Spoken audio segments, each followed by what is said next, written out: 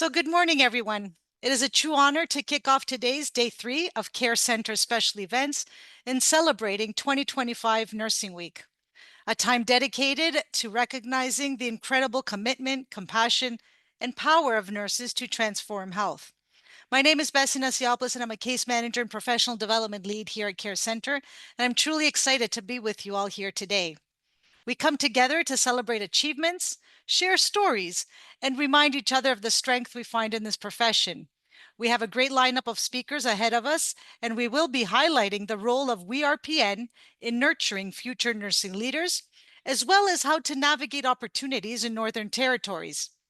I would like to extend a big thank you to our panelists and speakers. Thank you for sharing your time and expertise with us. Your insights will truly inspire and enrich our understanding of the expanded role of registered practical nurses in research, as well as the role of nurses in remote and rural communities. As we come together to celebrate and honor the incredible contributions of nurses, we would like to extend a heartfelt thank you to each and every one of you, our participants, for being here today and for the vital role you each play in healthcare. And we would also like to give a special recognition to our Care Center team, whose dedication and hard work have made today and every day possible. From the smallest details to the overall vision, our efforts have created a safe space for reflection, appreciation, and celebration. Whether you are here to learn, to share, to connect, or simply to take a well-deserved moment to celebrate our profession, you are in the right place. But before we get started, we would like to take a minute to acknowledge our land. We acknowledge that we are gathered on the traditional territories of Indigenous peoples who are the past, present, and future caretakers of this land that we call Canada. We acknowledge that we are gathered today virtually for Care Center's 2025 Nursing Week events, with participants attending from coast to coast on the ancestral and unceded territories of First Nations, Inuit, and Métis peoples. We respect and affirm the inherent and treaty rights of all Indigenous peoples across the land.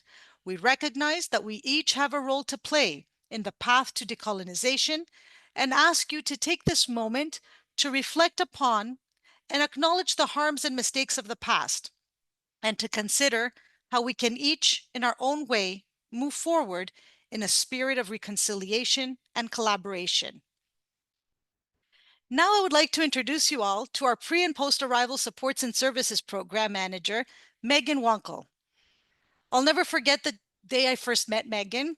I was a fairly new member of Care Center myself as a new IEN in Toronto, worried and anxious about my next steps and my future in nursing.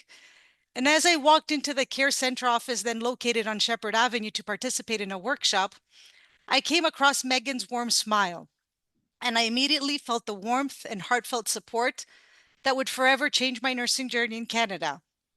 And as we beautifully heard on day 1 of this week's events from Ken Soltis, it's the smile, the compassion, and sometimes the unspoken words that we share with others that can make a difference in someone's life. Fast forward to today, I'm thrilled beyond words to introduce you all to Megan. Megan Wankel has been with Care Center for Internationally Educated Nurses since 2014 and has managed the agency's pre-arrival supports and services program called PASS since 2016. PASS has provided case management and supports to almost 1,900 internationally educated nurses in their countries of residence planning migration to Canada. Since 2014, Megan has been involved with the Employment Resource Connection Action Group with the Toronto West Local Immigration Partnership, chairing the group between 2017 and 2021. She has a Bachelor's of Science in Political Science from University of Toronto and a Master's of Migration and Refugee Studies from the American University in Cairo. Please all join me in welcoming our Program Manager of Pre- and Post-Arrival Supports and Services, Megan Wankel. Thank you so much for the warm welcome, Bessie. And yes, I remember now the day we met too. Been at Care Center a long time, and I'm so grateful for our team and the work that we do. And thank you to everybody for joining us today. I know we've got folks listening in from across Canada and around the globe participating in our PASS program. And it's really wonderful to see everybody here today as we celebrate Nursing Week and all of your accomplishments. So we would like to begin today's session with a video from Dr. Lee Chapman, who is the Chief Nursing Officer of Canada.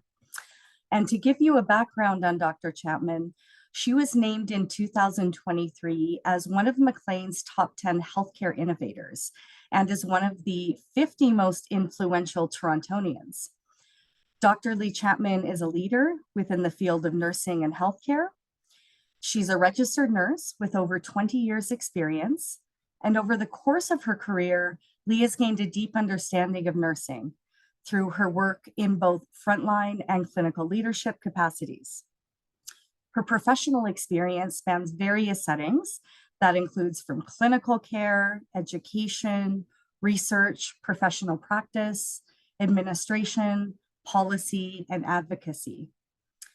And after obtaining her Bachelor of Science in Nursing degree, Lee completed a master's in clinical health sciences from the nursing graduate program at McMaster University.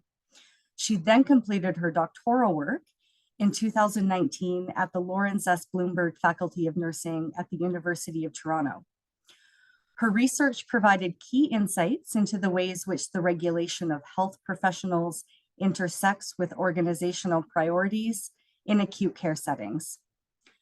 As Chief Nursing Officer, Lee recognizes the important contributions of nurses at the federal level and aims to ensure their integration into the decisions impacting the nursing profession in Canada.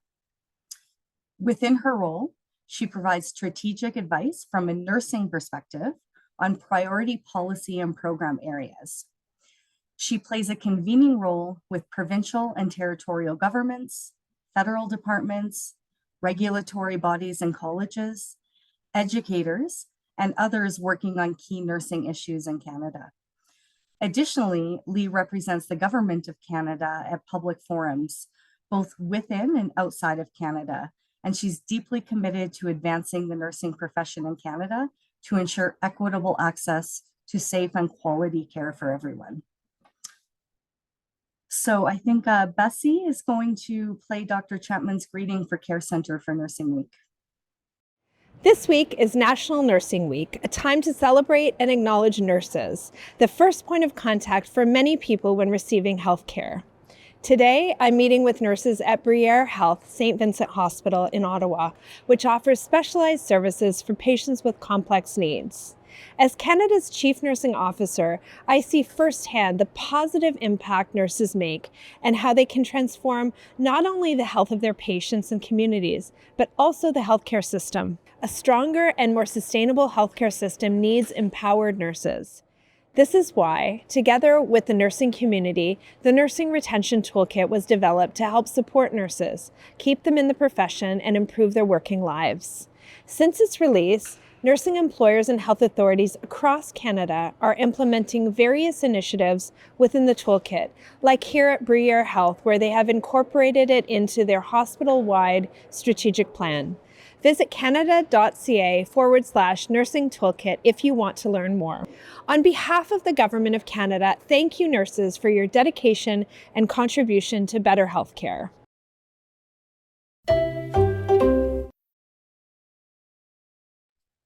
Great. Thank you so much, Bessie.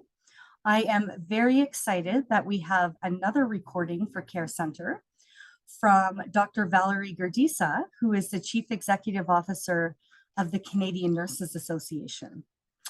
And Dr. Gerdisa brings over 30 years of diverse experience across public, private, not-for-profit, and senior government roles. She has a deep knowledge of Canada's health system. She's worked in both Alberta and Ontario and served in various capacities in 11 of the 13 provinces and territories, including with the federal government. She has led the transformation initiatives focused on care system redesign, health and human service integration, and workforce strategies, both nationally and internationally. And Dr. Gerdisa began her nursing career in 1988 at Mount Sinai Hospital in Toronto. Valerie has held roles from RN and nurse practitioner to clinical educator, senior management, and chief nurse executive. Her extensive academic background includes faculty appointments at 7 Canadian universities with a focus on health and human services integration. Previously, Valerie served as CEO of the Canadian Mental Health Association, Simcoe County branch. Valerie is committed to optimizing the role of regulated nurses and ensuring the voices of 478,000 and growing nurses and nursing students are heard. She remains dedicated to advancing national nursing and health policy in collaboration with the board of directors, CNA members, and partners across Canada. Hello, I am Valerie Gordista, CEO of the Canadian Nurses Association, and I am so pleased to be part of this special celebration with you. National Nursing Week takes place from May 12th to the 18th, and this year's theme, The Power of Nurses to Transform Health, is an important reminder of the vital role nurses play every day. Nurses are not only at the heart and mind of compassionate care, they're leaders, innovators, and advocates shaping the future of healthcare. A big thank you to the CARE Center for Internationally Educated Nurses for the invitation to share a few words. Your ongoing work to support internationally educated nurses is essential to building a strong, inclusive, and diverse nursing workforce in Canada. To all the IENs in Canada, your dedication, expertise, and experience are a gift to our health system. You bring so much value to our profession, and we are proud to have you as part of the Canadian nursing community and family. At CNA, we're here to support you. When you join CNA, you become a part of a national network of nurses representing more than 470,000 individuals working to advance our profession, support one another, and transform healthcare across the nation, leading the way together. On behalf of everyone at CNA, thank you for everything you do. And once again, happy National Nursing Week 2025. Hey, thank you so much, Bessie. So it is my absolute pleasure now to introduce our next presenters, Norma Tomlin and Jen Calver. And they are going to be presenting from the Registered Practical Nurses Association of Ontario, WeRPN, on the innovative research program that strengthens the impact and relevance of research advancing nursing, policies, and improving healthcare outcomes. And I'm so pleased to introduce everybody to Norma and Jen. Norma was previously a case manager at Care Center, and Norma, you are missed always and discussed frequently. And Norma is currently the director of professional practice at WeRPN, with over 3 decades of experience as a proud RPN. She's held various roles in leadership and at the point of care across the healthcare system. Throughout her career, Norma has focused on supporting nurses' professional development, and she is inspired by their contribution to the healthcare system. Norma is a certified resilience practitioner and holds a Bachelor of Health Administration, as well as being certified in health service management through Toronto Metropolitan University, formerly Ryerson. Recently, she completed her graduate studies at TMU with a master's in health administration, focused on community care. In her role at WeRPN, Norma leads the practice team to develop and support practice resources for both RPNs and healthcare professionals, ensuring a positive impact and enhancing the lives of the patients they serve. And our co-presenter is Jen Calver from WeRPN. And Jen is a registered practical nurse with a CNA certification in RPN gerontological nursing.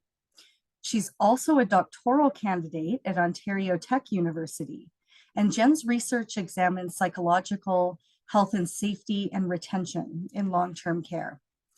Jen also works as a research coordinator with WeRPN to lead and manage the research program and chairs the Research Advisory Council. She works closely with fellow RPNs and researchers to help strengthen the impact and relevance of research in the real-world context, to advance nursing policies and healthcare, to support improved outcomes. So it's such a pleasure, Jen and Norma. Thanks for being here with us today.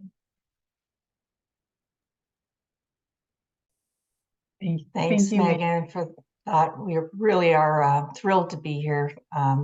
Thrilled to be presenting with you, Jen, as well. Happy Nursing Week, everyone. just really happy to be here to share this really important work that's being done at WeRPN. And so without further ado, we'll get started on what we're here to discuss and looking at the expansion of research that involves the role of RPNs. I'll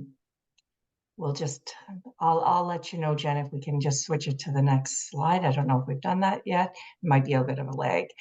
But nevertheless, our overview today is really to introduce you to WeRPN, the Registered Practical Nurses Association of Ontario.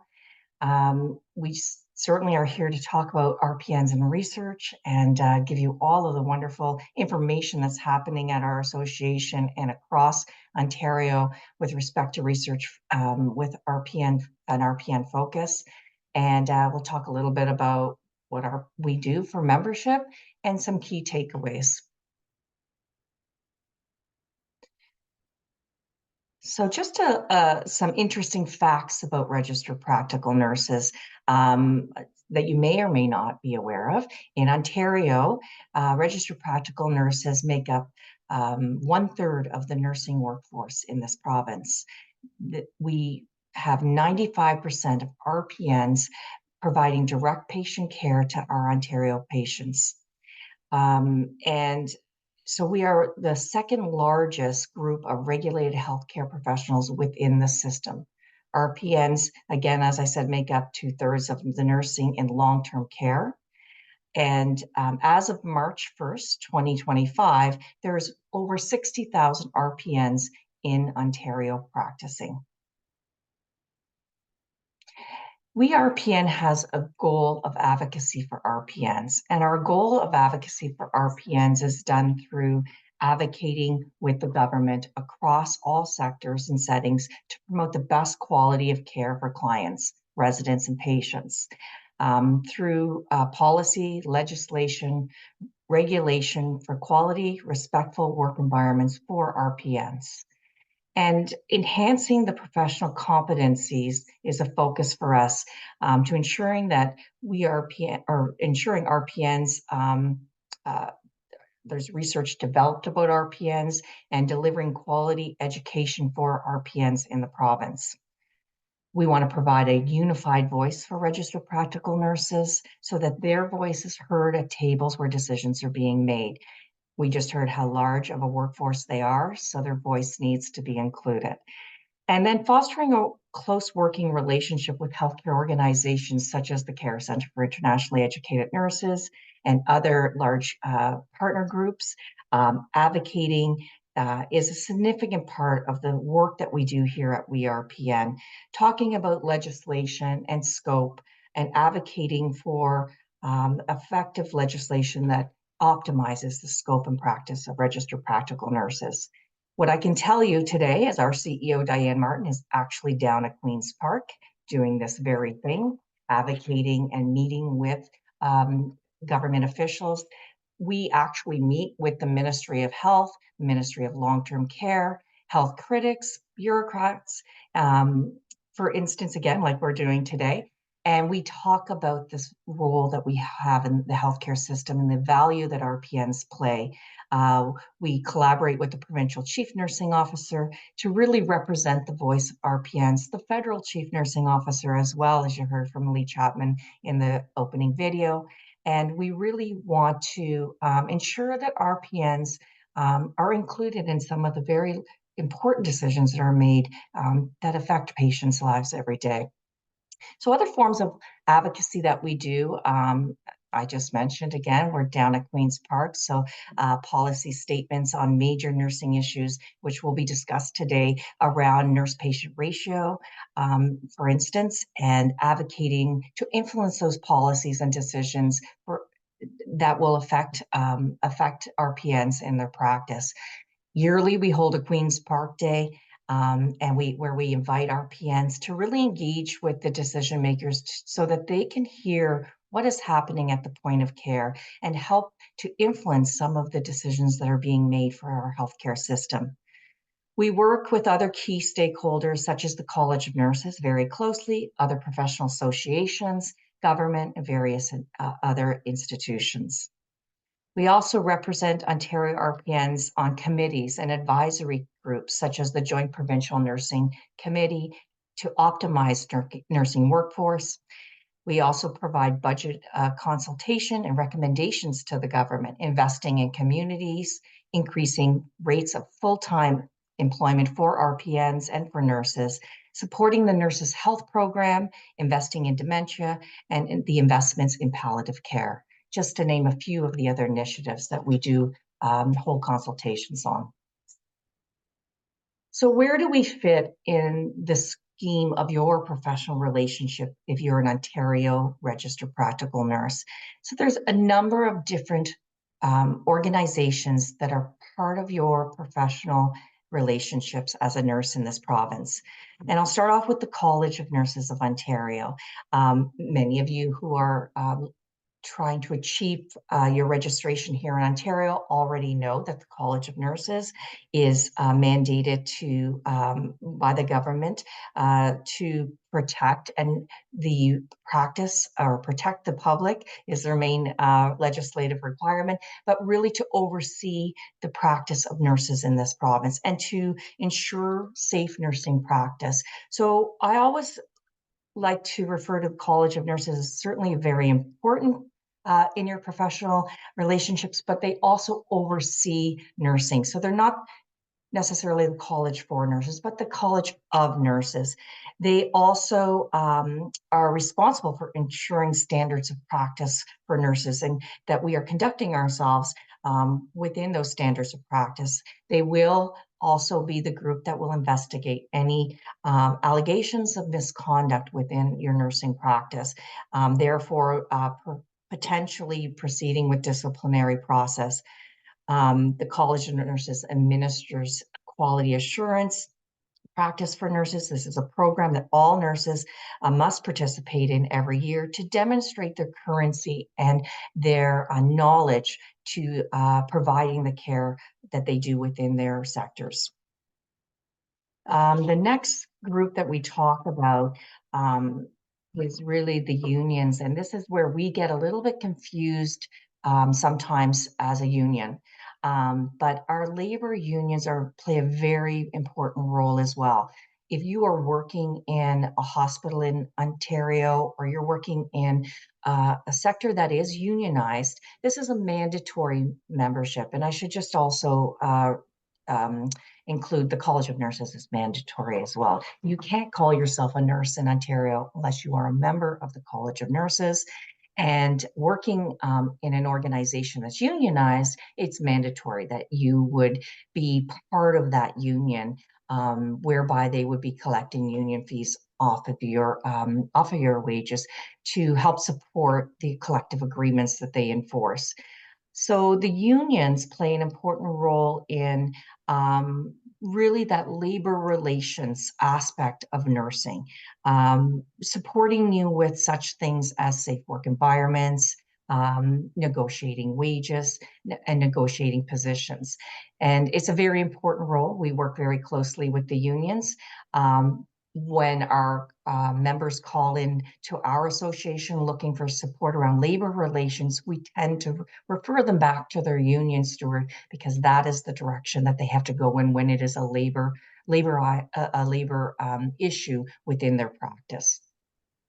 So we RPN holds a different mandate, and our mandate is really, as I talked about, is that influencing the advocacy and the voice of RPNs. It's voluntary membership, and advocating for RPNs is something that we do. And in really, I don't want to use the word fight for RPNs, but certainly make sure that RPNs' voices are at the table, whether it's behind the scenes with the government, answering questions that RPNs have in their practice every day. Our members call in, there's a team of RPNs that support these calls, and really helping them navigate some of the aspects of practice as an RPN. Again, the education piece that we developed to help support RPNs so that they have the tools that they need and they feel that support from our practice team. We also provide the very important professional liability insurance, which I'll talk about later on in this presentation.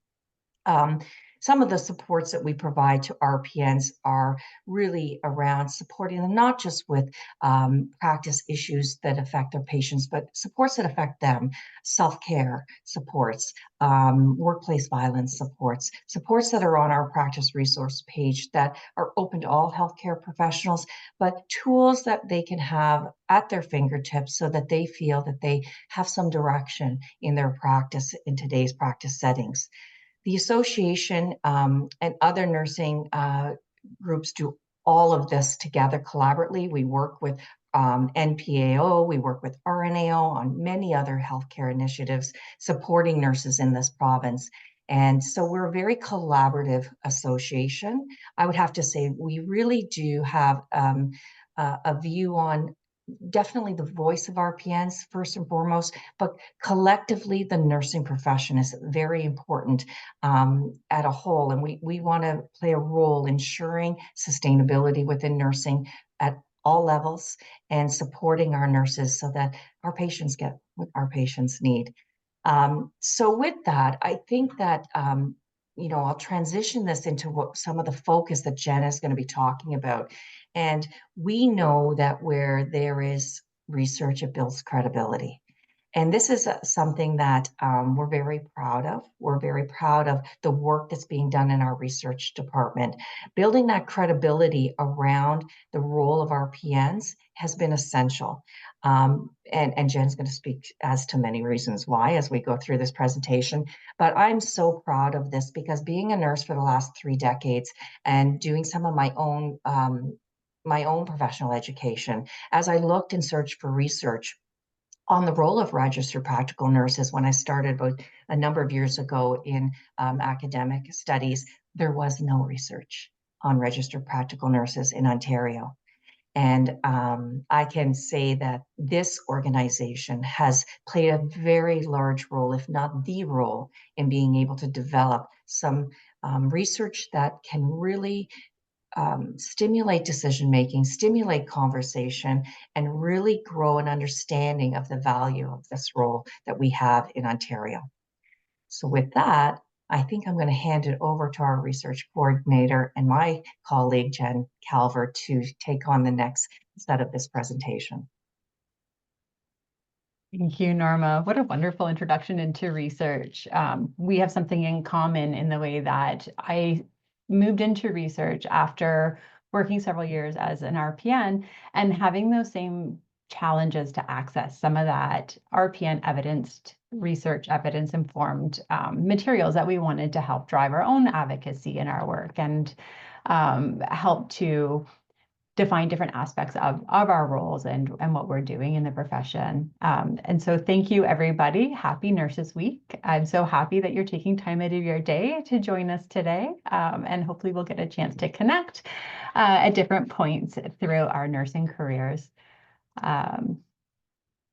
I'm just going to pull up my slides here. And so as Norma was saying, research plays a critical role in advancing the nursing profession. And RPNs are integral to this work. RPNs use that best available evidence to deliver safe, quality, and person-centered care across different practice settings. We make an effort to maintain knowledge and skills throughout our careers in an evolving healthcare landscape. And so RPNs are well positioned to raise each other up and to collaboratively enhance the difference we can make across the health system. Because of that unique structure of Ontario's nursing profession and the RPN-RN model, sometimes current research cannot be reliably applied between jurisdictions. So an example of this would be in Ontario, RPN refers to registered practical nurses. However, there are 4 Western provinces, Manitoba, Saskatchewan, Alberta, and British Columbia, where RPN refers to registered psychiatric nurses. So we recognize there's a variety of approaches to education, implementation, and the use and role of registered practical nurse, provincially, nationally, and globally do exist. So nursing is not always standardized. So it's very important as nurses that we critically evaluate the pieces of information that we're using to help inform our practice. Norma spoke earlier about some of the work that we RPN did in highlighting that important role of RPNs. Results from a review of the literature back in 2012, 2013, and again in 2014 found that there was really no scholarly literature about RPNs in Ontario. RPNs were not being included in research or even as members of research teams. So, I mean, this could suggest why organizations were experiencing this interprofessional role uncertainty. We've heard about role conflict and some role confusion across practice settings. So with this, we RPN got to work to help raise that profile of RPNs through public awareness campaigns, thoughtful opinion pieces, and scholarly literature. So RPN started to move forward and make that mark, but there was still so much work to do. So in 2019, we RPN engaged Dr. Nancy Snobellin as a research consultant to develop a formal research strategy. Nancy, I'll just take a big shout out here, is near and dear to our heart. She's absolutely done some amazing things for registered practical nurses in Ontario. So with that, she set out to develop a formal research strategy and provide a vision and guidance document for research crucial to the profession of RPNs. The vision was to create a path to research excellence in the RPN profession through collaboration. A new research infrastructure emerged from this work. And so this work provided RPNs in Ontario with more opportunity to build capacity and capability in research and to raise awareness of researchers and health partners about the needs for more RPN inclusive and more RPN focused research. So over the 4 years, we RPN developed a new eLearn research course specific for RPNs. They established an external request process for some research partnerships and requests to share invitations to participate in research studies from around the province that aim to explore topics that matter to RPNs. We RPN host quarterly research webinars to share current RPN research interest, and research outcomes with nurses, also educators and health partners. They put out a bi-monthly research newsletter and disseminate this to our membership and to research partners to share updates, information, and opportunities related to RPN research. Our Research Advisory Council was formed, and these members help guide research initiatives and activities. Council members include RPN representatives, as well as representatives from colleges and universities, the public, and members at large. So funding for RPNs as part of the We Research Department program to experience and learn about research through opportunities like the We RPN Research Fellowship. And so in the fall, the call opens up, and this call is for RPNs that want to answer a question or look further into an issue and use a formal research strategy to do that. The call is normally opened early November and closes late March, and the funding announcements are made at the start of our research year, which is around July 1st. And then We RPN also offers research grant funding. And this funding is for studies that aim to address research priorities and strategic goals of the association. Some examples are areas around health and safety for RPNs, clinical practice, policy and health services, and workforce planning and development. And this call is open around the same time that the fellowship call is open. So again, between November and March, for that to kick off our new research year each July. Another initiative is a research roster. So this research roster was launched to help connect RPNs and members of the research community. RPN members can request to be added to the roster, and this roster is referenced when researchers are seeking RPN members for their research team or to be part of an advisory group or a focus group. So We RPN will help to foster that connection, and then they can have an opportunity to start discussions and start planning different pieces of the research together. So in that 4 years, We RPN funded 10 research grants. They sponsored 7 RPN research fellowships, supported 28 recruitment partnerships. The research findings and outputs were shared at more than 30 professional and academic conferences with 15 new peer-reviewed and scholarly publications. So I don't know if you recall early in the presentation, we said there was no literature that we could find that was RPN inclusive or focus. 15 is an excellent place to start with a new research strategy. So we're seeing an increased representation of RPNs in research and the literature from this collaborative, sponsored, partnered, and funded RPN inclusive studies across various health settings. Some of the settings that our research has been looking at is long-term care, home and community care, acute care hospitals. There's been studies in operating rooms and rehabilitation units. Findings from these studies are helping to raise awareness about RPNs and providing new recommendations and research outputs that can help to advance the nursing profession, health services, and clinical practice. An RPN research fellow from that first 4 years shared that from their research experience, they learned more about the research process, how to critically appraise the literature, and how research projects are an opportunity for nurses and other healthcare staff to share their voice, knowledge, and expertise to help inform and improve resident care and patient care, client care, and health system changes. So to kick off the 2024 research year, RPN was able to fund 7 more research studies and 3 new RPN research fellowships. These projects are due to be completed by the end of June. All of our teams have reported that they're on track. So RPN is going to share a summary of these reports in our research communication so you can stay up to date on what's happening with these projects. So RPN is continuing to build upon this research infrastructure and the successes of the first strategic research plan.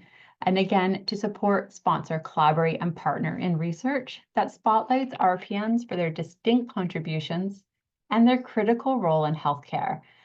So RPN has a large part of this, but it's RPNs, students, and our health partners that make all of this possible.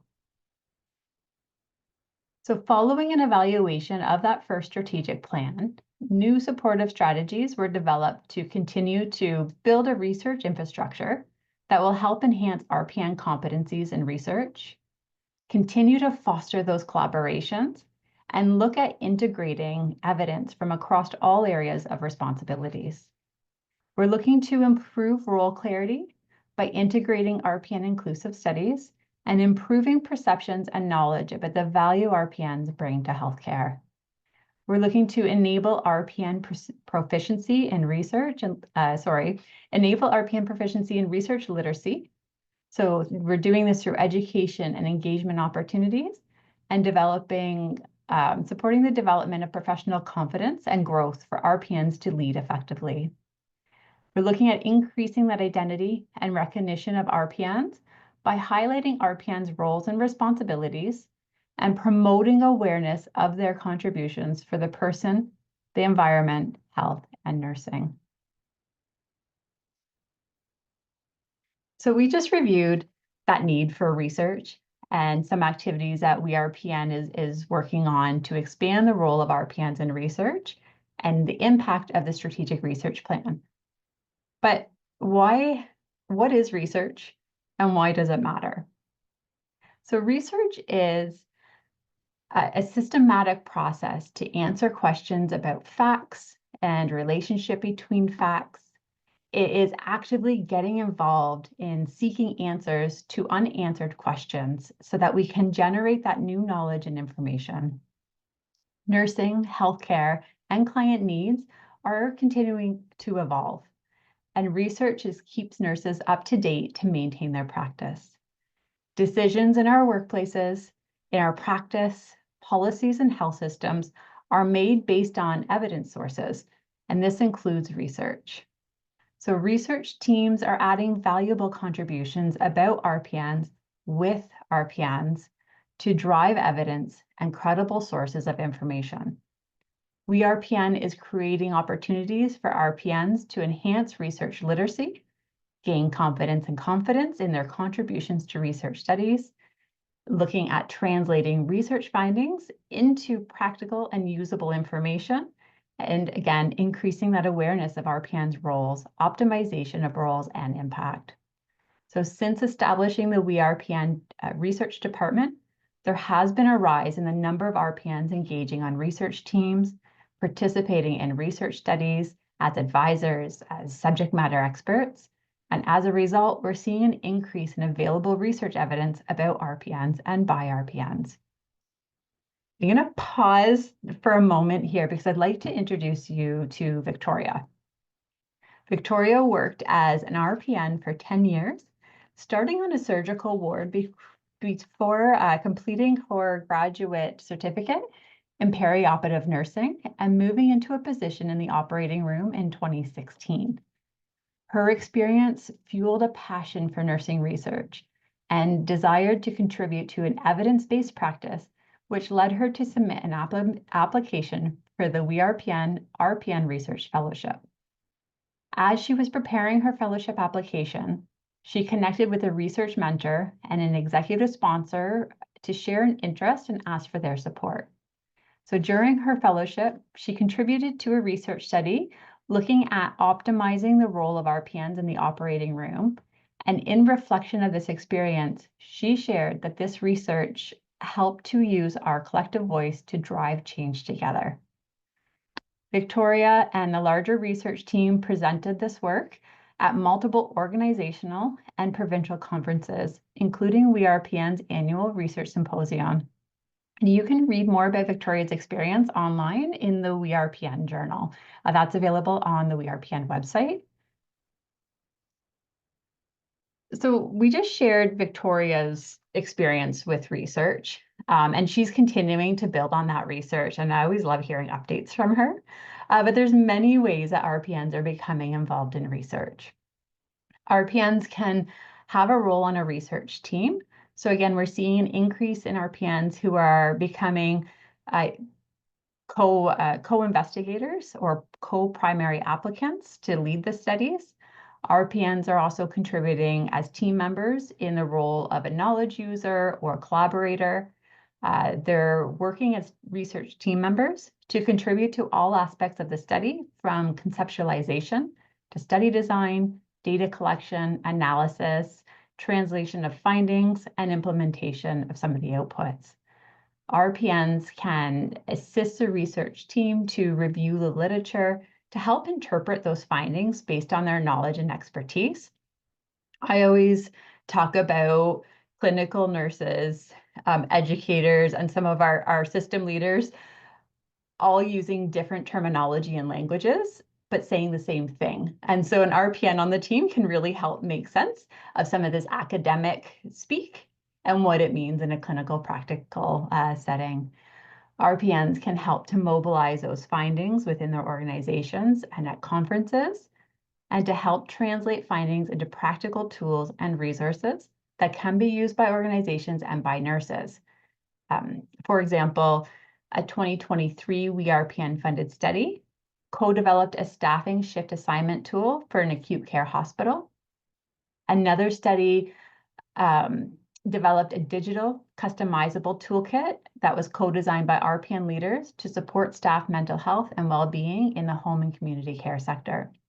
Those are just a couple of examples of some of the great work that's being done by RPNs and their research teams. So other ways that RPNs can get involved is to respond to invitations to participate in research. And so these are opportunities to share your experience and voice that will help inform the studies that are happening in their field of interest and their area of expertise. And WeRPN helps researchers across the province share these invitations to participate in the bi-monthly research newsletter and the monthly membership newsletter. So if you are an RPN and you would like to build a research experience, if you're a nursing student, then you might start joining in some of the research events, and some of them are available at no cost, like the research webinars, our research symposium, great networking event. If you're an RPN and you want to gain that research experience, then the RPN Research Fellowship may be of interest to you. If you're an RPN interested to contribute as a member of a research team, there's a number of opportunities for you to become involved in the research community and to begin making connections with researchers from across the province. So just to wrap up the research portion before I turn it back over to Norma, this is an example of what's included in our bi-monthly We Research newsletters. So in the May issue, that is scheduled to come out here in the next week or so, we highlight our upcoming We Research webinar. And this webinar is with guest speakers from Western University. There's no cost to register for these quarterly research webinars, and it's a great way to be able to ask questions in real time and to connect with some of the research that's happening. In the issue, RPN is announcing registration is open for the fall research course. So again, this course is designed specifically for RPNs. We also share invitations to participate in 2 research studies that are happening right now. And we announce a date for our 4th annual research symposium. And so this symposium brings together RPNs, researchers, educators, and health partners from across the province to share RPN research findings and also exchange knowledge of the current trends and issues on matters that are important to RPNs and to the broader healthcare community. So with a number of research that's happening, with new publications coming forward, presentations happening across the province, and then even globally, nationally and globally, and looking at these research resources that are driven by research, RPN is pleased to announce in the May issue that they're creating an e-library.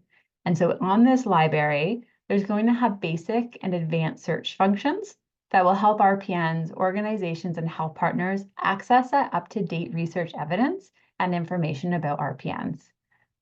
And so with that, I'm going to flip it back over to Norma to end our presentation, but also share some other ways that you can find supports and resources for your nursing practice.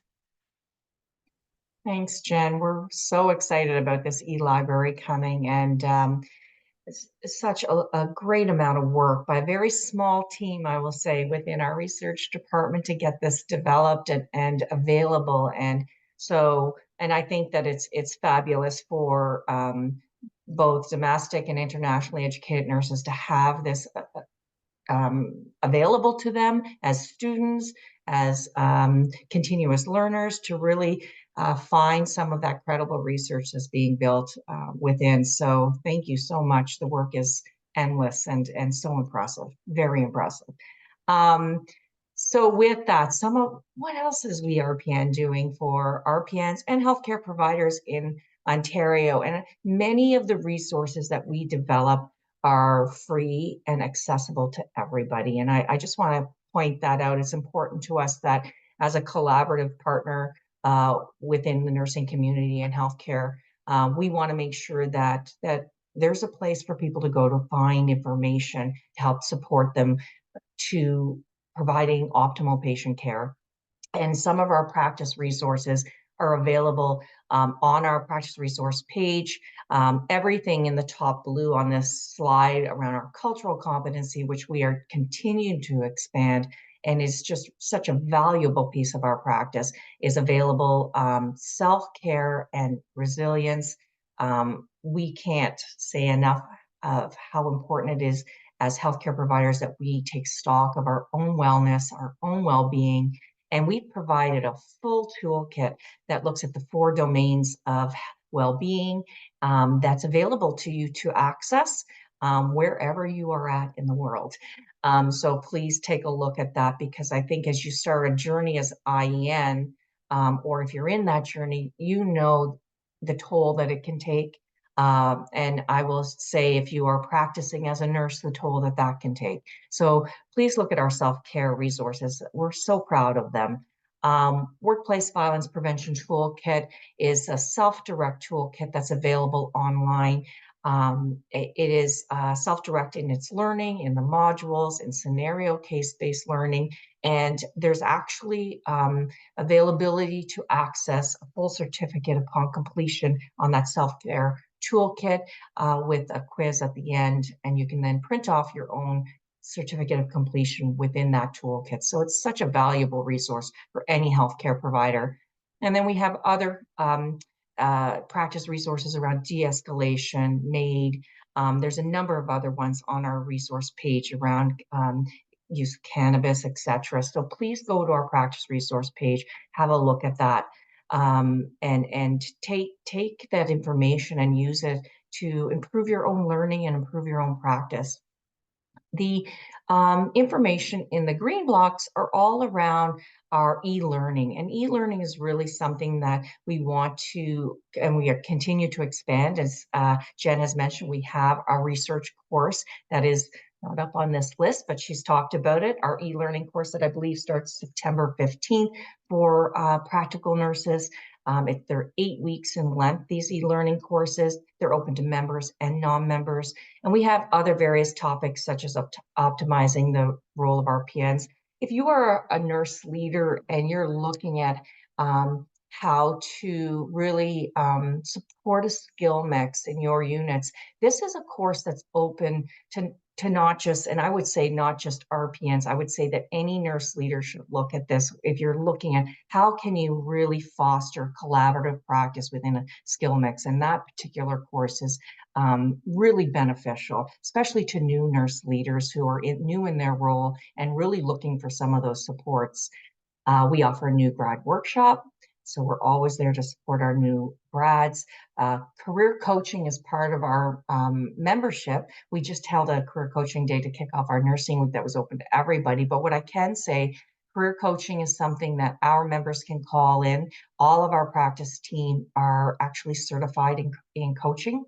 And they're there to support you, just to have that career conversation. I know that the care center provides a lot of these great supports for you, and take advantage of that as well. But as you get out to practice and you are in the Ontario sector of working, this is something that you may want to access, and certainly as members, it's available too.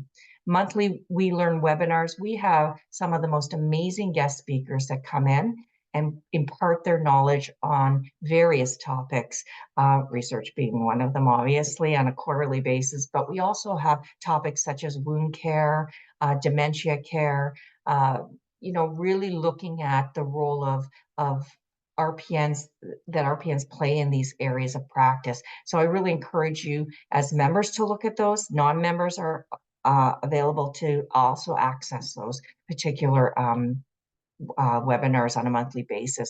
And then we have our IPAC, our basic IPAC e-learning program, which we're very proud of. We just received accreditation again from the Canadian Nurses Association with our IPAC program, and we're very pleased to offer this.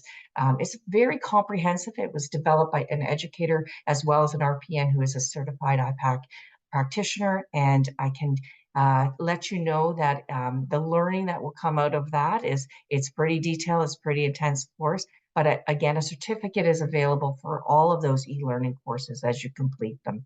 And so I invite you to look at these practice resources that are available through our association, and certainly reach out to us if you're looking at additional things that you don't see on our website, because I'm certain we can direct you where you can find some really valuable resources. We'll move to the next slide. So why be a member of We RPN? I think every RPN in the province practicing in Ontario should be a member of We RPN. I spoke about the importance of our advocacy work, and our advocacy work is influenced by the membership that we have at We RPN. And so just to kind of put that in basic terms, the larger our membership is, the greater influence and power we have to really play a role in policy, a role in government, and a role in really influencing decision makers around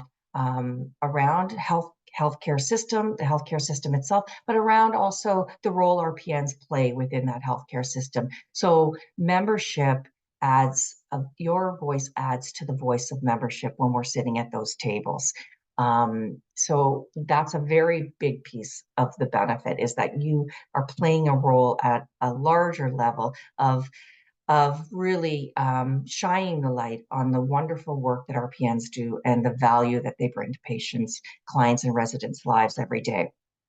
But there's a whole host of all kinds of other benefits that we have. Continuing education, I mentioned the career counseling, leadership opportunities. We have a full leadership e-learning program as well. Networking opportunities around all of our events. Most of our events are open to every RPN in the province, whether you're a member or non-member, but having that professional engagement is an opportunity to really connect further in our mentorship program, connect with the leaders within the province. So there's this practice of our community of practice that's built within membership, and being part of that is rich, I would say, as a practical nurse in this province. The other really big piece, and I don't want to focus too much on it, but it is a very important piece of practice, and that's protecting your title as an RPN. And that's the professional liability insurance that you gain while you're a member of We RPN. Professional liability insurance is an umbrella of coverage that protects you. Many employers will have some of this, but they don't have that full comprehensive protection for you individually should you find yourself being called to the College of Nurses with an allegation against your practice and against your title as a practical nurse. And I would encourage you that whether you're a practical nurse or you're an RN, that you ensure that you have your liability insurance. You be a member of the professional association that insures it immediately. Whether you're an RPN, make sure that you're a member of We RPN. And if you're an RN, please make sure that you're a member of the professional association, RNAO, to ensure that you have your liability insurance coverage. We're the associations that really help walk you through some of these challenging times that some nurses find themselves in around having their practice be called into question with the College of Nurses. Remember, I talked about the mandate of the College of Nurses is to protect the public. Truthfully, it's to protect the public against nursing practice, a poor nursing practice, I'll call it. I don't ever think that any nurse goes to work every day with the intention of finding themselves in that situation. I am of the believer that nurses are out doing the very best of the best work every day for their patients. But I will tell you that this is the reality that nurses find themselves in through no fault of their own. Things can happen and they do need to defend themselves. So with your membership to We RPN, you have that coverage. And I'm very happy to say our practice team is here to take the calls from members who find themselves in that practice and to help support them and give them the direction that they need through our insurance broker and legal support with their professional liability insurance. So many reasons to be a member of We RPN. Also getting involved, you'll be a voting member. We are a nonprofit run by a full board of RPNs who are all voted in to their regions and voted into their areas of jurisdiction. And you will have a say as to who is running your association. Being a voting member will provide you with that opportunity that happens every year at our annual general meeting, where you'll be able to vote who you want to see representing you at the board of directors at We RPN.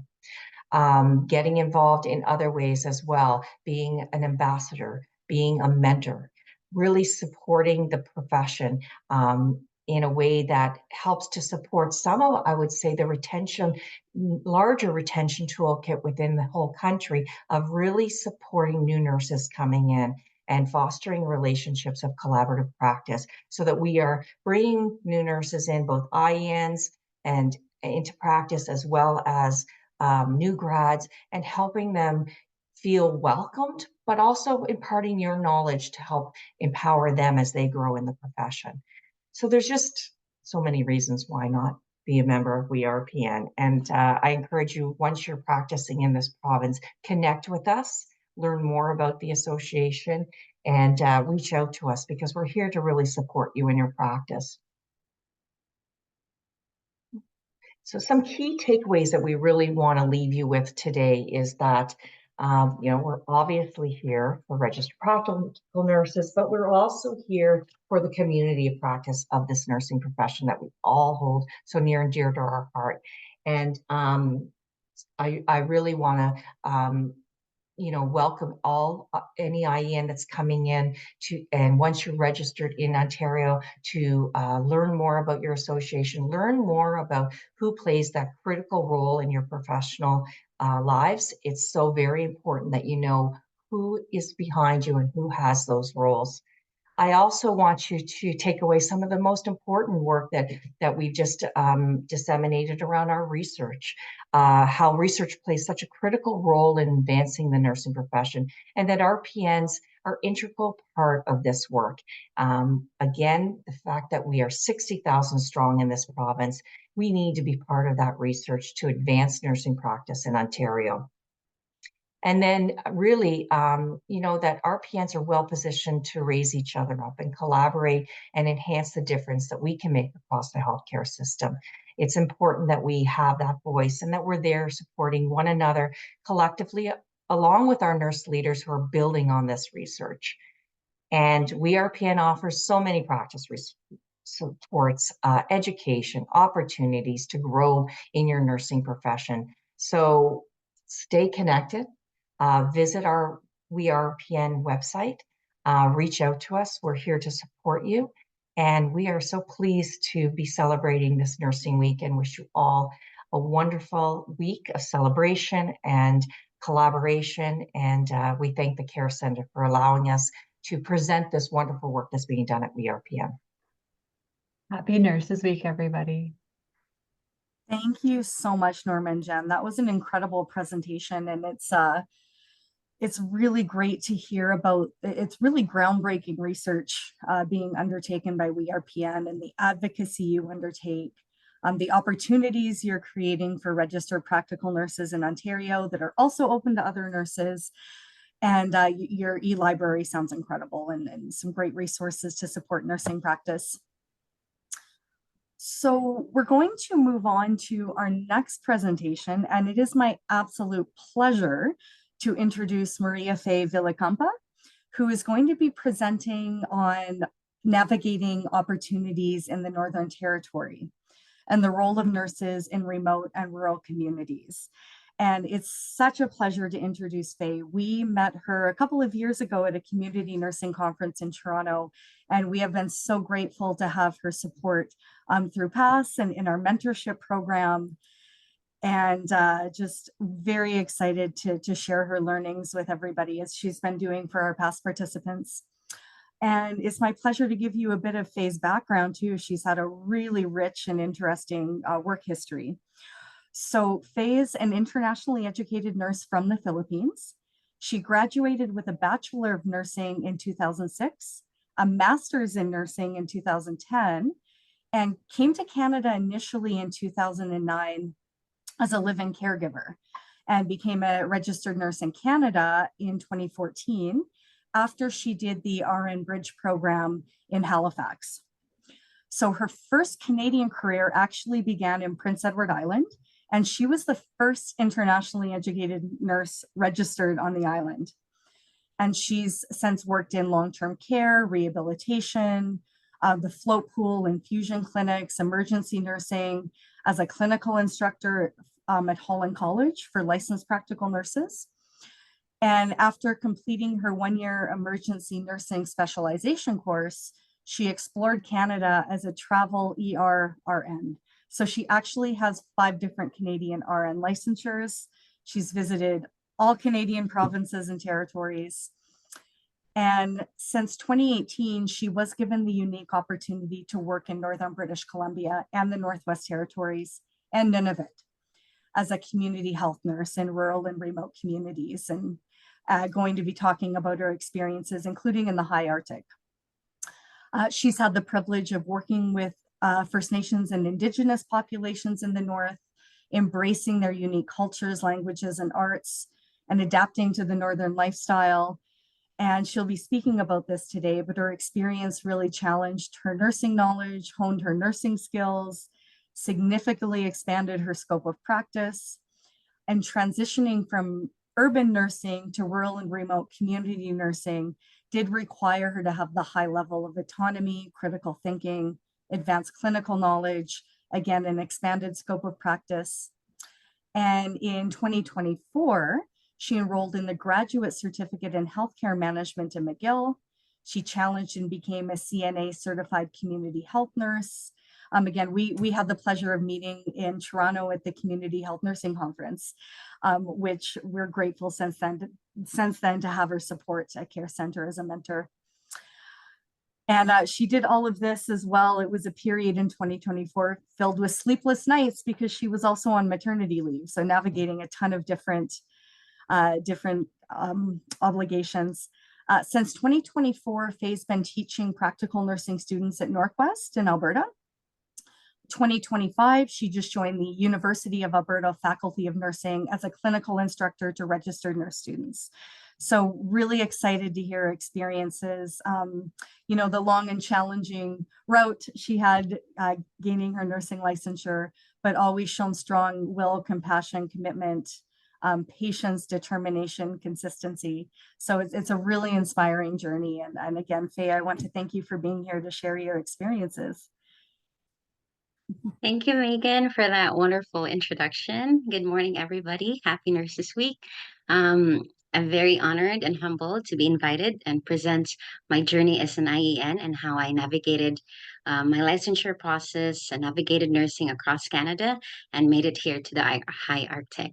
So without further ado, I want to share you my presentation. It will be just a quick summary because it's a long story, but I hope you will gain a little bit of insight about the North, and it will give you, an encouragement and inspiration as to what we do here in the North.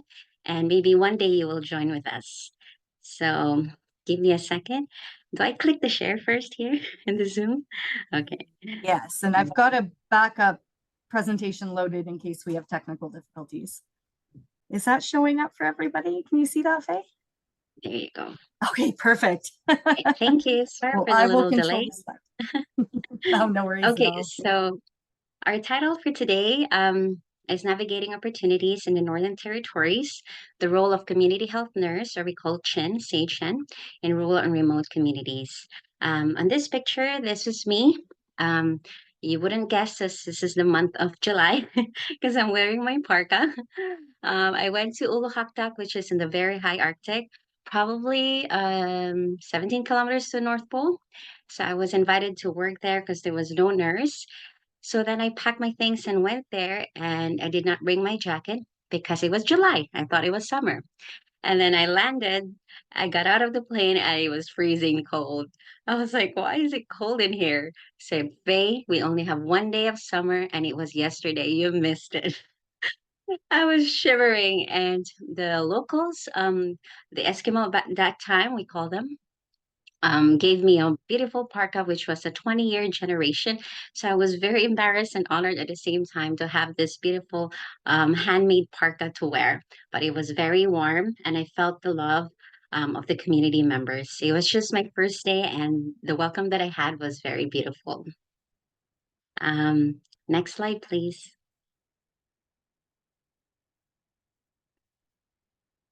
So before we proceed with my presentation, I'm standing here right now in Gamity, Northwest Territories. So I would like to respectfully acknowledge the community of Gamity, which is situated in the traditional and unceded lands of the Cleacher region. With the Cleacher people. The Cleacher have lived on and cared for this land for countless generations with deep cultural, spiritual, historical ties that continue today. We honor the Cleacher Nation, their ancestors, their ongoing stewardship of the land, the waters, and environment in this region. As we gather, live, and work here, we commit to working alongside with Indigenous people in the spirit of reconciliation and respect. In our work as nurses, let us be inspired by the Klitsche values of respect, healing, and community as we continue to care for the health and well being of all people. So I think Megan discussed my background, me being an IEN. At that time, unfortunately, I didn't get the chance to hear about the Care in the Past program. So I did it alone, and it was a long journey. 2009, and I got my license in 2014. Um, the way I did it was I wrote an email and sent it to all the nursing association and colleges across Canada. And I told myself, whoever reply and help me, I will go there. And boom, 3 days later, I got a reply from Prince Edward Island. And then I packed my things after my contract as a live-in caregiver and flew to PEI. I had to Google it. I didn't even know where was Prince Edward Island. I started in Vancouver, which is across the country, and flew to PEI. But in my head, I'm going to go wherever it is for me to be an RN in Canada. And that's how I end up in Halifax to take the bridging program. And then and unfortunately, I passed the CRNE in the first try, and then it started from there. So I did a lot of schooling, out of pockets, got some few scholarship. I then obtained 5 licenses because in my head, if I can work in one province, I can see the whole Canada being a nurse. So that paved the way to all the experiences I had across Canada and was able to reach the 3 oceans in Canada: Pacific, Atlantic, and the Arctic. So, in the above picture, I made it to the Arctic Circle. That was in 2018. But the journey was long and there was a lot of education and experiences that I had to go through before I took the leap to go in the higher Arctic because the scope is very expanded. So I have to be ready physically, mentally, emotionally, and um, spiritually. So the objectives here, like I said, there's so many things to talk about, but I'll just kind of touch briefly. First, we will define what is rural and remote communities. We will discuss the nursing needs in these remote places in Northwest Territories, Nunavut, and Yukon. We will discuss the unique role of the community health nurses in rural and remote communities in the north of 60. We will discuss what are the continuing education available to help you prepare for this expanded role. We also discuss the nursing registration bodies that are available in Yukon, Northwest Territories, and Nunavut. And we'll discuss the readiness to practice as a remote community health nurse. And if we have time, it's very brief, it's fun. It's a Kahoot game to review some remote case scenarios of the expanded scope of nursing practice here. There's just 3 questions, so it would be fun. I hope you will join. And then we will have a question and answer portion. So this slide here talks about the rural and remote communities. My picture there, I was standing after my stint in Pangnirtung, Nunavut, and they call it the Switzerland of the Arctic. After my shift, I went for a solo hike, and I made it to the very top. The view is very beautiful. I don't know if you heard, it is the home of the Ayutthaya National Park. And if you like watching Marvel movies, Thor, Loki, those are real mountains in Nunavut. I think they got the names from those mountains. So from where I'm standing, it's to the right, and it takes 5 to 10 days to get there. So I didn't make it, but the view is still beautiful. When you say rural, the rural and small town Canada defined it as the community that are outside the community zone or urban centers with population of 10,000 or more. But if you talk about remote nursing, remote community, there is no common definition about the remote, but characteristics such as the north of the 68th parallel, which refers to the 3 territories, Nunavut, Northwest Territories, and Yukon, have been used. The picture on the other side too was also in Pangnirtung and Nunavut, and the population was Sorry. only, that's okay. I think it was under 1,300. So, as you can see, Hudson Bay Company, I made it to that area in Nunavut, the first business in Canada, Hudson Bay Company, which is very nice.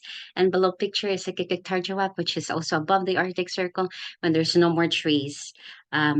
So, with the role of a CHIN in the North, it is very crucial to recognize the importance of rural and remote nursing practice in conditions that include isolation from healthcare specialists, limited communication connectivity, like what we're experiencing earlier, resources and facilities, coping and planning for unpredictable weather and travel conditions, high burden of mental health, substance abuse disorders, and working with an extended scope of practice, but with a limited number of regulated nurses.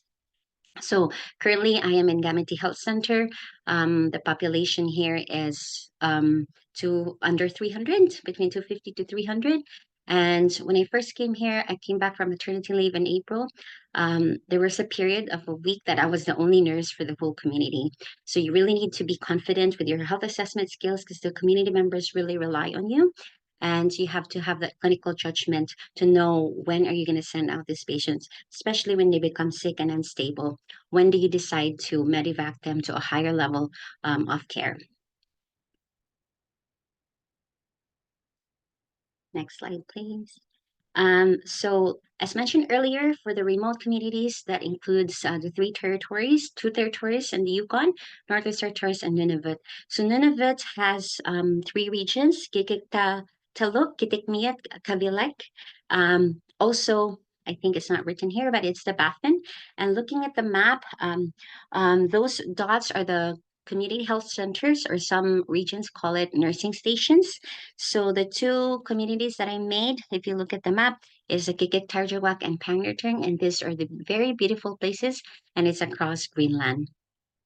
And the picture is Kikik Tarjawak, which is, I believe, was under 500 in population, and it was a tuner station. Next slide, please. So, living in Nunavut has a lot of challenges, especially in delivering the healthcare services. And this can also reflect to Northwest Territories and also in Northern BC and in Yukon. Delivering the healthcare services in Nunavut can be really challenging for several reasons. The size of the territory, it is huge, dispersion of small population, and the weather can be really harsh. It can go minus 50, minus 60, and the reliance on air transportation. You cannot drive directly to go to Iqaluit. So all our um, healthcare services and visiting healthcare professionals have to take an air transportation. So when I lived in BC and I had to go to Nunavut, it took me 5 days to get to my final destination. And for me to get there, because I was weathered, stormed, and the planes are really small and I cannot handle a very severe weather conditions, I have to do a multiple layover. And by the time I got to work, I was already exhausted. I haven't even started. And the route was very costly because imagine they have to fly you and charter you a plane. And the territories have 25 communities and they're isolated and spread across the largest territory in the province in Canada. The communities are accessible year round only by air, which plays an important role in delivering healthcare. Regular commercial flights are used for non-urgent medical travel when air ambulances are used for medical emergency. So if you have a patient who is still stable and you think they can hop into a plane, you can just arrange a medical travel for them to go. For example, I have to send them to Ottawa to see a specialist, and they're able to walk, mobilize, and there's enough time to be seen by a specialist. So I will send them to a commercial flights, which is cheaper. But if they're really unstable, we have to medevac them straight to Ottawa if they're not going to Iqaluit. And the flight would cost like $30,000 to 50. So you really have to be confident and know your health assessments and your nursing diagnosis and have the good collaborations with the doctor to make sure that you are doing the right transfer. Depending on the patient's needs and types and levels of care in the community, patient may be sent to a larger center, as mentioned, for treatment conditions such as stroke, heart attack, or cancer. Unfortunately, if you work in the very high Arctic, when there is a stroke and heart attack, you know how the door needle to door time is very limited, 4 to 6 hours. So unfortunately, because of the distance, you won't be able to send the patient in the tertiary hospital at the right time. So those are the realities that you really have to discuss with your patient. So in Nunavut, they have a hospital in Iqaluit. And Rankin Inlet, they have a health center there, and same in Cambridge Bay. Some patients in the east side, on the west side, I mean, will be sent to Yellowknife. But most of the time, we send our patients to Ottawa, and sometimes in Winnipeg and in Edmonton if other centers are busy and cannot accommodate. Nunavut has 25 communities that receive health services through 22 community health centers. Regional health centers are located in Rankin Inlet and Cambridge Bay and in Gigit County General Hospital, which is in Iqaluit. Just like anywhere else, even in the city, it's very hard to recruit and retain nurses. What more in the remote areas, right? Especially so a lot of nurses, there's only a few who are doing a full-time position in the north. What we offer as well is a job share, like what I do right now. We fly in 6 weeks or 6 to 8 weeks on and off, and they will just hire a second person when you leave to have a continuity of care. And a lot of doctors and specialists, they only come once a month or sometimes, once in quarterly. So it really depends on the availability of the doctors and the specialists from other hospitals. Um, Challenges of recruiting and retaining the healthcare personnel include a high cost of living. If you want to drink a Coke, you can buy, but it costs $5.25. So it's a good way to not buy a can of Coke and save your money. Produce, because you're in the high Arctic, there's no more trees, it's above the tree line. The produce are very, very scarce. And one time I remember I bought one avocado and it cost me $5. And when I opened it, it was rotten. But poor avocado traveled far away to make it to the high Arctic. Expensive travel and limited job opportunities for spouses, especially if you come with your spouse, with your family. And it is very hard to move full time because the jobs available are only mostly priority for the locals. Working in small and isolated communities far from family can also be very disincentive.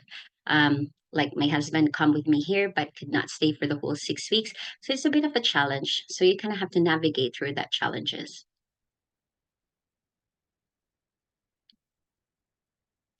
The Yukon, I personally have not worked there, but I made it to the border through the border of Northwest Territories. So they have the same role as a community health nurse. Your focus would be on preventative health strategies to promote the health and well-being of the community members. The duties include immunization, screening, public health, education programs, individual counseling, and other related duties that contribute to the optimal functioning of the unit. So as you can see, there's also many different regions and these community health centers or nursing station are also manned by community health nurses. It could be a 1 to 2 or 4 nurse station, and there's no MD available. You only consult them over the phone.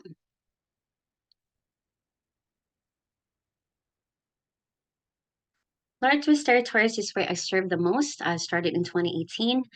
This is me. I made it to the border, 60th parallel of Northwest Territories. It was a beautiful experience, and I haven't left since. 6 weeks job share works really well in my lifestyle with my family, and 6 weeks we get to travel or do something else. I don't want to dwell too much of the description, but it's a beautiful territory, and the CHN, or we call community health nurses, are the key primary health providers in the smaller and isolated communities in Northwest Territories where the health disparities and complex social determinants of health are most evident. We have 7 regions. I am in the Cleacher region. I was able to work across Northwest Territories, 6 regions total. So I'm only left with 1 region that I haven't worked. But I must say, Northwest Territories is very beautiful.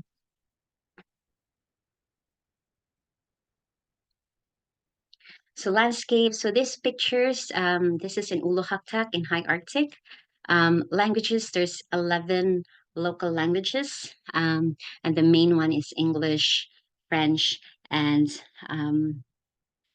11 official languages in different areas. So like here in Cleacher region, they speak Cleachu and Dene. And surprisingly, as time goes by, there's other languages are commonly spoken now, like the population of Filipino is growing in Yellowknife. So Tagalog and also Spanish, German, and Vietnamese. We are approximately 10% of the labor force, roughly 2,200 in total. And we have indeterminate and term employees. We serve 43,000 diverse residents across the territory. So that's me there with my coworker. We did look alike. I look like her granddaughter. The picture on the left side is during summertime. It's so beautiful. This one is just below the Arctic Circle. It's beautiful. It was hunting season, so we were out the bears and observe the during summer months here. It is known for its midnight sun, so there's 24-hour daylight, so it's really hard to sleep. So you make sure you bring a black curtain with you or cover your eyes, because all night long it would be bright. um, it's opposite in the winter time. It has 30 days of polar nights with no official sunsets. I remember there was only a moment that the sun would come out for 20 minutes and we go run outside just to feel the presence of the sun, because it is very depressing when it's really dark. I remember back in 2018 when I first started, it was in October, November, so it was really dark. I could not get up. I was just really tired. And I'm like, what's going on in my body? Like, I'm not sick at all. And I consulted a physician, say, double dose on your vitamin D. And I did. And the next morning, I was able to get up and feel the refreshment. So it was because I wasn't exposed to the sun for quite some time. Indigenous residents who live in the smaller communities continue to hunt, fish, and trap as part of their source of livelihood. I was able to witness this, especially in the high Arctic. It's very beautiful that they continue these traditions from day to day.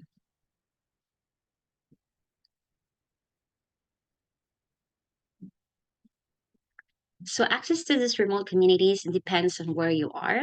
So some, for example, in your Yellowknife, which is just slightly in the central, some have open road all year round. So you can drive from Yellowknife to Edmonton. It takes about 15 hours drive or more.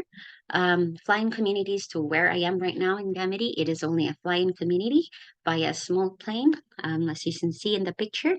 It could be a small float plane. So on the left, that was me and an NP. We flew to Sambake. It was only 90 people who live there. So we go there once a month to provide services to the community, immunization, chronic disease management, emergency services, prenatal, postnatal care, and all those sorts.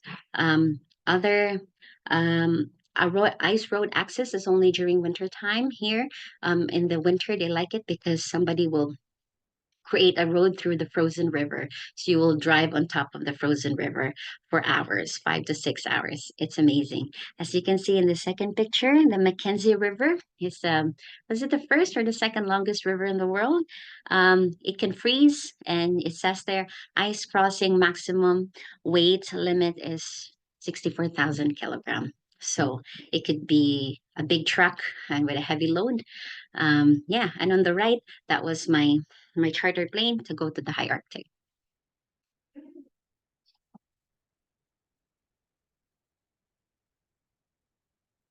So on this picture, this was me with our clerk, Jen, in Fort McPherson, wearing the beautiful muklaks. It's handmade by the Aboriginal people. The second one is during COVID. I had to do a home visitation, and this elderly had to give me a very nice mitts. And the third picture was in Politech Health Center. I think the population is 80 or 90. This is in the high Arctic as well. And you work collaboratively with nurse in charge at the RCMP in the community. So the unique role of a community health nurse is very different in the remote compared to being a community health nurse in the city. So Canadian rural nurses have described their practice as a jack of all trades, master of one, a master of none, capturing the necessity of being versatile in rural and remote settings. So in Northwest Territories, many citizens receive health and social services programming through the local community health center. Like to the point, they just rely everything to you. I remember when I was on call and I got a phone call. This lady was crying. I said, "What happened?" She said, "My dog is vomiting." And I said, "I only treat human beings, not dogs. But unfortunately, you're the only resource person in the community. And there's no vet in town and there's no doctor. So the vet only comes once a year. So then I was trying to really help, and I don't have any pets. So I just kind of related it the way a human being would be sick. So, okay, tell me what happened to the dog? Did the dog went out and came back really sick, vomiting, and weak? So in my head, okay, so maybe if this is a person, you went out and maybe you ate something, so maybe this dog is having poisoning and started to vomit. So as a human being, what should I do if there's a poisoning? I'm gonna give activated charcoal. So I said, this is really out of my scope, but I'm gonna give you a charcoal. This is what we do, because I'm their only hope. So I'm really trying my best to help them. You can give the charcoal. It may work, it may not, but give it a try. That's all I could help you right now. And she did try, and fortunately, the dog survived.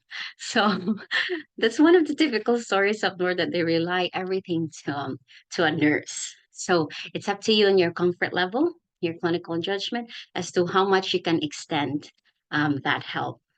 I don't advise anyone to do that, but I did that at my own comfort level. But I was happy of the positive outcome. Students are also expected to perform an expanded scope of practice, high level of autonomy, critical thinking, well-honed nursing skills to deal with complex medical emergencies. Later on, I'm going to discuss more nursing scenarios, but for now, let's move forward to the next slide, please. So these are the experts I read through research. There's a lot of research that came out and how nurses scope up north and how they define the unique role of community health nursing in the north. So they need a broad base of clinical knowledge, practice in multiple clinical areas simultaneously, because rural nurses care for a wide age range of patients with a variety of health issues in settings with limited resources, facilities, and access to specialists. So here in the north, when I assess a patient and I feel like this patient needs specialist referral, for example, let's say internal medicine. So I can make that referral based on my assessments and send it to the internal medicine specialist, and they will triage that patient and respond to you. In the city, I cannot do that. That would be under the scope of a physician. Rural RNs have a high level of autonomy with well-developed problem-solving skills. So they always present you here with many different problems. Like, for example, a child will come in with abdominal pain. There's so many nursing diagnoses you can formulate. Is it appendicitis? Is it ectopic pregnancy? There's so many things. So it is very careful that you follow. You have a thorough health assessment. You formulate not just one, but at least three nursing diagnoses, so you don't close your diagnosis like an early closure, because that can lead to an error. You need to be able to reach out to a lot of CHN resources or collaborate properly. If you're not sure with your assessments and diagnosis, your treatment didn't work, you have to really call med response, connect with an emergency physician, and ask their advice. Rural RNs are required to work from a broad scope of practice in rural areas due to geographic location, fewer resources and limited support, and low population density. Just 2 weeks ago, we have a medevac here. I had a hip fracture and I was alone. I had to deal with that alone. And on top of that, we had a winter storm. Imagine, just 2 weeks ago. So I had to keep the patient for more than 24 hours. So the exhaustion. So thankfully, one nurse was sent with me, so I was able to sleep. So we did take a shift. She worked 5 hours, 4 hours until the 24 hours. Finally, the plane came and picked up the patient. So it really depends how long the storm could last. And if it's a hip fracture, the danger would be it's very highly vascular, so they could bleed easily, right? So you are running into that kind of danger. So you really have to be prepared and know your nursing interventions and frequent monitoring well-being with the patients. And the dominant theme of the characteristic of nursing practice in rural or remote settings in Canada, that is a complex, they call us complex generalist practice, which is very true.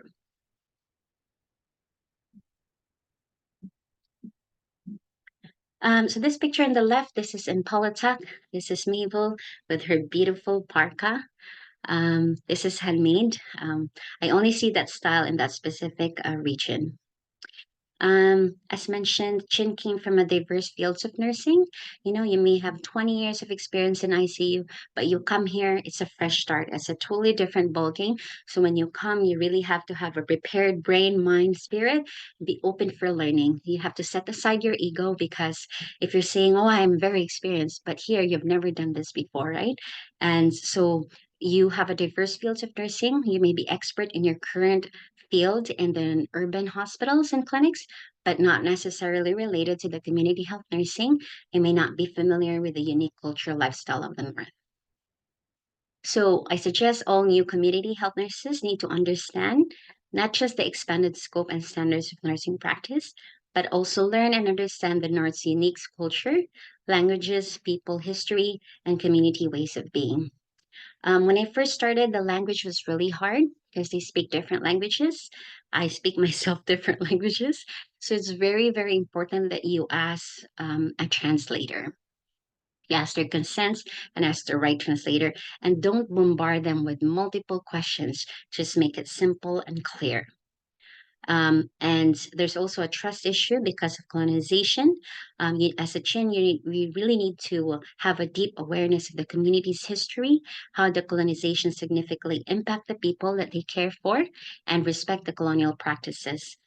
So they've been through a lot of trauma generation to generation, so they're not very easy to trust. So I remember when I first practiced in 2018 here, I have some few questions, and all they answered was no, no, no, no, no, and it was very hard for me to navigate through that care.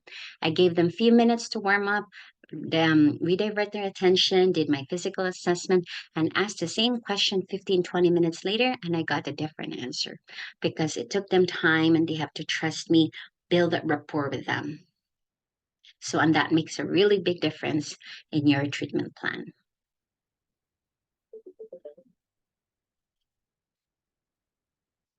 So there's four roles. You can see this when you apply. It is on our job description. But to summarize, we have a comprehensive community health programs. I will elaborate it more in the next few slides. We provided direct care to nursing patients and clients using a problem-solving approach and in accordance with the standards, guidelines, and scope of expanded nursing practice to facilitate care of the patients. We facilitate, implement, and modify patient and family educational teaching based on the needs of the patients. We also advocate practice environments that have the organization and resource allocations necessary for safe, competent, and ethical nursing care. The overall health core services that we offer here meet the needs of the clients and the families throughout the lifespan. So you basically see patients from the moment they were born and to death. So the whole illness and health continuum. I remember this young lady, I took care of her during her prenatal care. And then I saw her as to the whole journey of prenatal. And 36 weeks, they have to leave the community to go to the tertiary hospital to deliver. And when they come back, we do a 1 week home visit to see the baby and the mom, how they doing. And then 6 weeks postpartum check. So, and then I was doing the newborn care. So it's a very beautiful experience because I get to care for the mom, now for the baby, and for the next generation.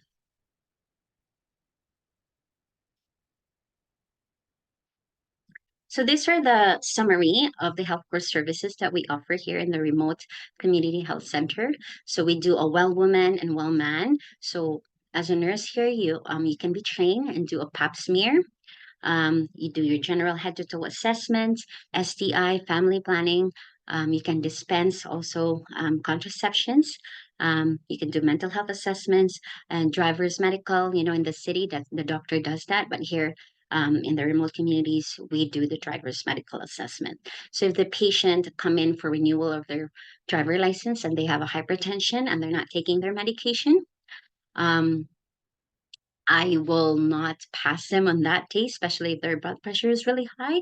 I really encourage them to take their blood pressure medication, reassess their blood pressure for a week or two, and then come back. And then once you know that they're safe physically and mentally, then you can approve their driver's license. Especially because they could be at risk, right, for other people. We also offer a well child clinic. just a regular sick clinic as well, and a routine immunization. This is based on the guidelines that we have in Northwest Territories. Same in Yukon and in Nunavut, they have their own schedule, most likely a similar schedule across Canada. These are the scheduled vaccination throughout the lifespan according to the latest Northwest Territories immunization schedule. So the earliest we could give is like the 1 month Hep B after they were born. So 2 months, 4 months, 6 months, up until they're in grade 9. Um, Emergency services. So here you don't have an X-ray tech. You are the X-ray tech. So if I assess my patient with chest pain and you feel like, oh, I think you have a pneumonia, you're tachycardic, you have a shortness of breath, your O2 status poor, I listen to your lungs, you have crackles, diminish air entry. So I'm going to do a chest X-ray. Boom. You can do a PA view, and then you can interpret. So, as you do it many times, you're able to acknowledge which one is a normal X-ray and an abnormal X-ray. And based on your clinical findings, you can prescribe an antibiotic. We have different and based on our formulary as to what you can prescribe as a nurse. And if you need like a stronger broad spectrum antibiotics, you would need a doctor's consultation over the phone to give that. But there's a lot of nurse initiated prescribing, especially antibiotics for pneumonia. For people who have come in with big wounds and lacerations, as a nurse, you can do a wound suturing here. I really enjoy that suturing. But if it's a big laceration that's really close to the eye or something very complicated, that you can probably just clean the wound properly, and maybe that person really needs to go to a higher level of care for a better examination with a specialist and proper wound suturing. Emergency delivery, it happened probably 3-4 times with me.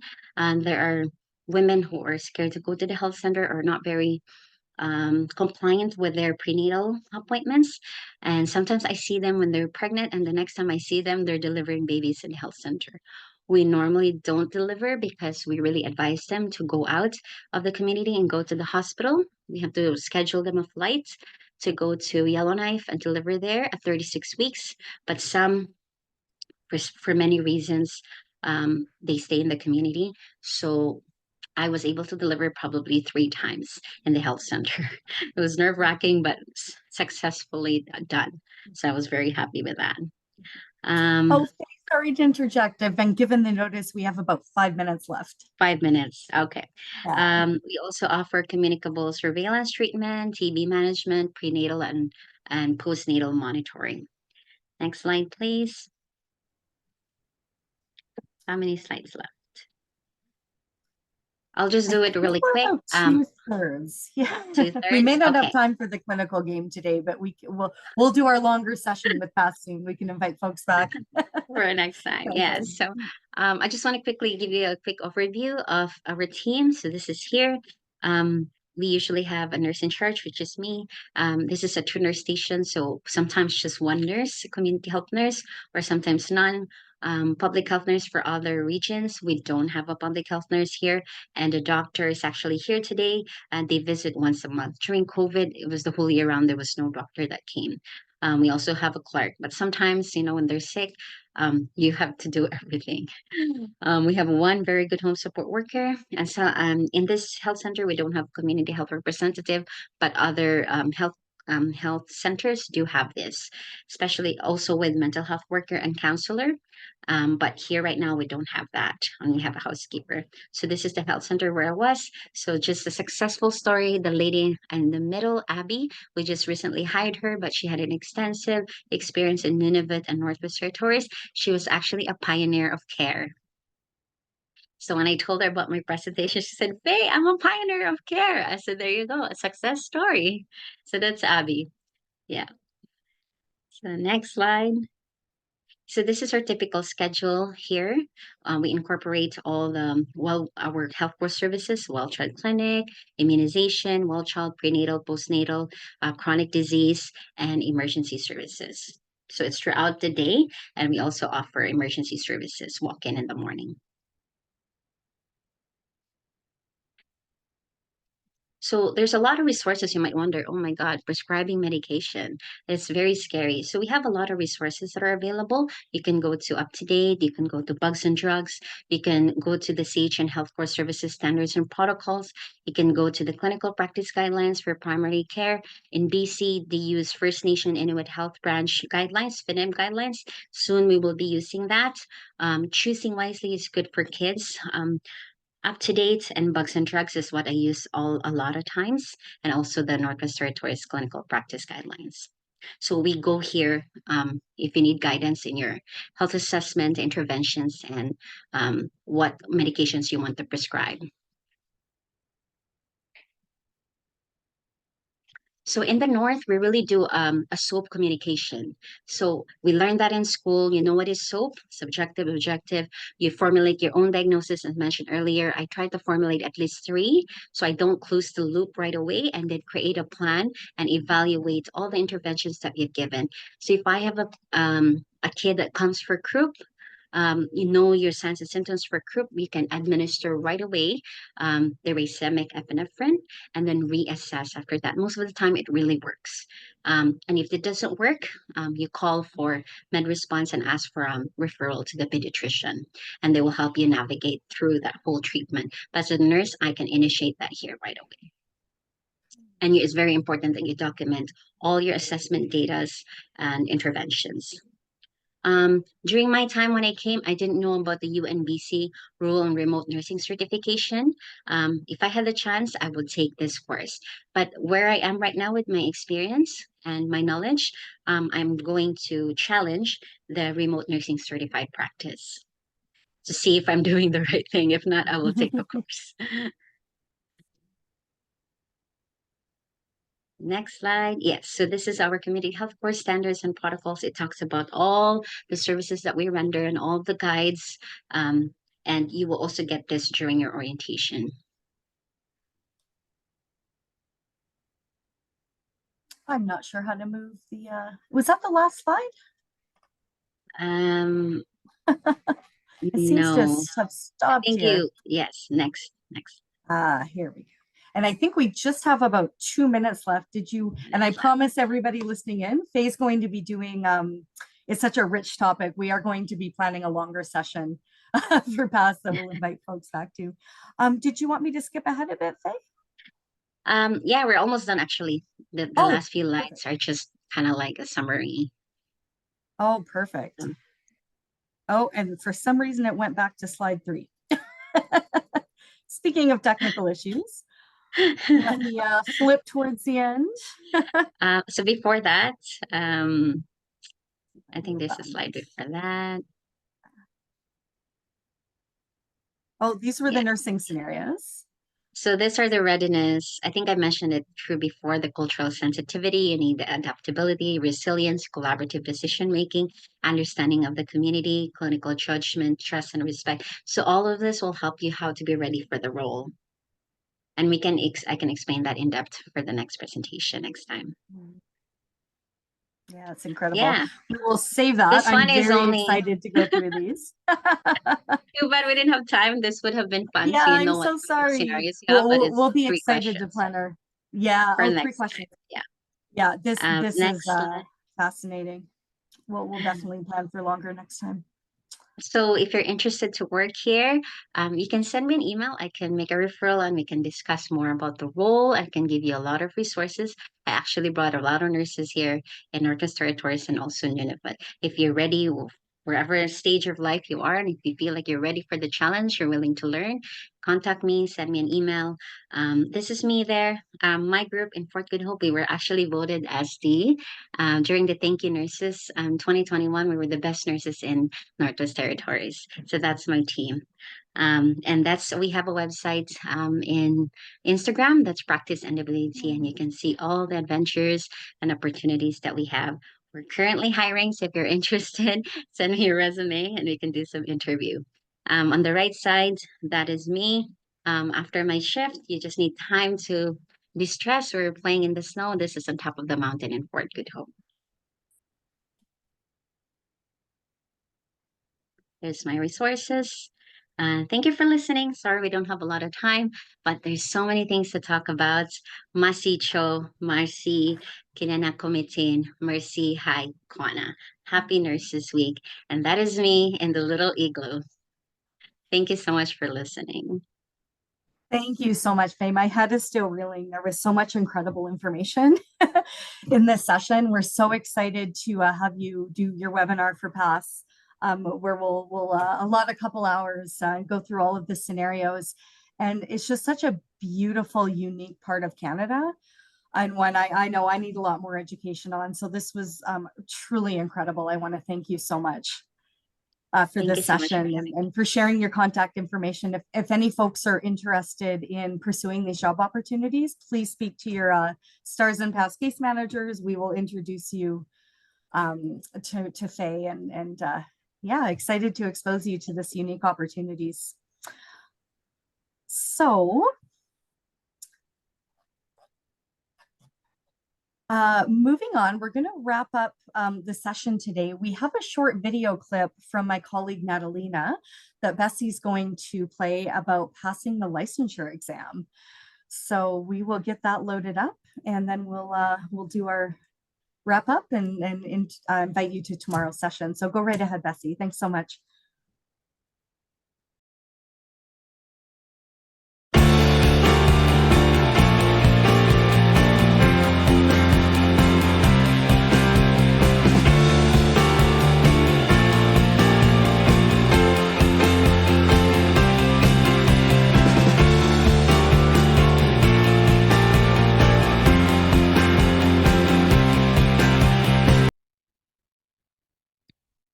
Hi, my name is Natolina, one of the case managers at Care Center.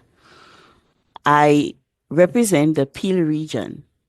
At Care Center, we have a great NCLEX review, free of cost and online.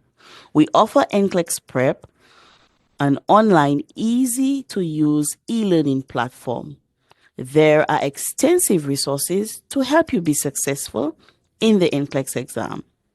Also, please join us next week as Lourdes will tell you about how to get a job. Perfect. And again, I know it took a little bit longer, but today I think was a celebration of everything that nursing stands for.